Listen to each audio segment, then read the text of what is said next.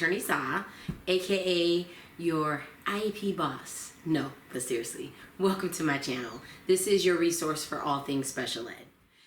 So, step 1, we're going to talk about intake, the intake form. 2, we're going to talk about your records request. 3rd, we're going to talk about your evaluations request. And then finally, we're going to touch on organization. Now, organization's a big one, so I want you to come back, subscribe, and then I'll follow up with more on the organizational piece. Okay, so let's get started. Intake. Why is that important?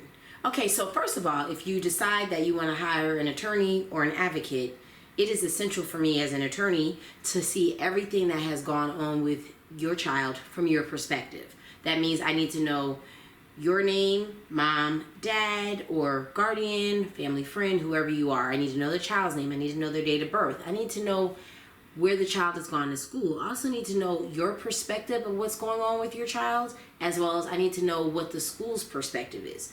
Okay, what do you mean by that, Attorney Sa? Well, let me give you an example. Let's say, for instance, the school continues to say that your child has behavior issues. That means that your child is running out of the classroom, outbursting while in the middle of a lesson with the teacher, for example. However, your perspective is that your child is having issues with reading, and the outbursts are because your child is frustrated because he or she can't read. So, do you see what I'm saying? How that's two different perspectives? The school might just try to paint your child as someone who's having behavior issues, whereas you're saying, no, the behavior is kind of the outcome or what's happening because of the fact that your child is having reading issues. So I need to know that in the intake form, because that's going to help me best advocate for your child. And when it comes time for me to write the complaint or sue a school district, then I really will have the data I need, okay? Now, let's say that you're not going to hire an attorney or an advocate. You're simply going to advocate for yourself, because ultimately what I want you to learn as parents, as guardians, whomever, I want you to learn how to advocate for your child with special needs. I want you to come to me after you've done everything you could possibly do.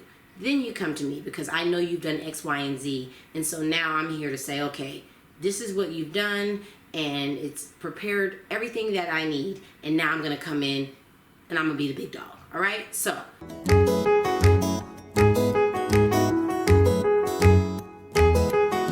this is what I want you to know.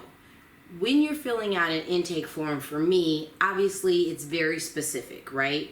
But for yourself, this is really more of an organizational piece. It's also going to just help you get your thoughts together. So what you're going to do when you're advocating for yourself, obviously you don't need to sit there and write the address, your address. You don't need to write your child's name, date of birth, because these are things that you simply know. However, you still want to go ahead and write down what are the concerns that you think are happening with your child. You have to write that out. What is it that the school is saying is happening with your child?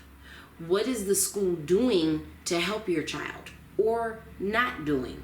Those are the main things that you want to have written out, because at the end of the day, when you have this kind of intake form for yourself, it's an organizational piece. So that way when you do go to an IEP meeting, or when you write a letter, or whatever your next steps are with the school, you have it very well organized. Your thoughts are really great and kind of pulled together, so that way you're just flowing when you're talking to them. You're going up in there, you're bossing up no, I know what I'm talking about. I know what I'm seeing about my child.